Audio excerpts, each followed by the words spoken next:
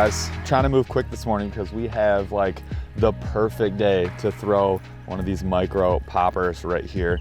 It is dead calm. We got overcast, and if you look out, you can see the flat water. Nothing's happening. This will not last all day. This will only last for a couple hours. This is like prime time for a little popper, for a little topwater action. Now, one of these little poppers, you can see there's a bunch of docks out here. There's a whole bunch of little areas where in summertime, those fish are gonna be hugging some of those areas.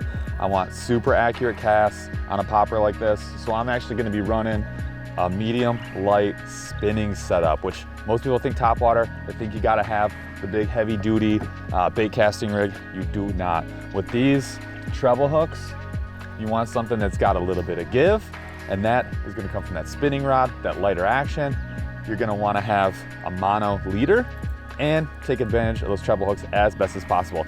The other benefit of using that medium light spinning gear, the most accurate casts. Again, those bass are gonna be hugging those areas. So you gotta get it right in front of their faces. And the nice thing about a bait like this, you could just park it right in the strike zone. So if you make that awesome cast, give it one pop, you don't have to do anything. The bait is literally just standing in the strike zone. Little twitch, twitch, twitch. You have to do almost nothing, and that bait is still fishing for you right in the strike zone. So this is a great bait for the morning. So I'm done talking. It's time to go fishing. Let's go. All right, guys, we've gotten like 2 solid hits. I actually just broke off, which is RIP to that popper. I'm really sad I don't have that one anymore. But we're flipping these docks, and again, I'm doing it with spinning gear. It's all about casting accuracy. Like I don't need a bomber cast. I need an accurate cast. So this light line, the only thing with the light line, you gotta be careful around those dock pilings, but accurate cast is everything. I can get it right in there, and I can park it like right inside of like, you know, one of these open boat spots. So I come in here, flip right up against that structure, and I can just literally, I'm fishing right now. Little twitches. I mean, I'm fishing right now, and I'm fishing right next to where I know that fish is. So we're just looking for that blow up, and then I just gotta be careful when I set. I gotta keep my rod high, and I gotta get that fish out away from those pilings. That mono, it's great for what I'm trying to do right now, but that will break for sure if that fish gets wrapped up around some of these pilings. So you gotta be careful, but it's a great way to go catch fish, man. So much fun. Accuracy is super important, right? You wanna get your cast pinpoint as close up to that dock as you can. You wanna be under it if you can do it. Now, a lot of times when guys are, you know, there's like a normal amount of distance, like a amount of extra line that you give your bait before you try and pitch it in somewhere. One tip for a little more accuracy, if you really want to be accurate, choke up on the bat a little bit. Especially with spinning gear when you're pitching, this just gives you a much better feel for how far the bait's gonna go, and you're gonna get a little bit more accuracy. Also, got a lot of stuff overhanging. I don't wanna get caught at any of that. So I really wanna throw the bait and flick it versus like letting it bomb.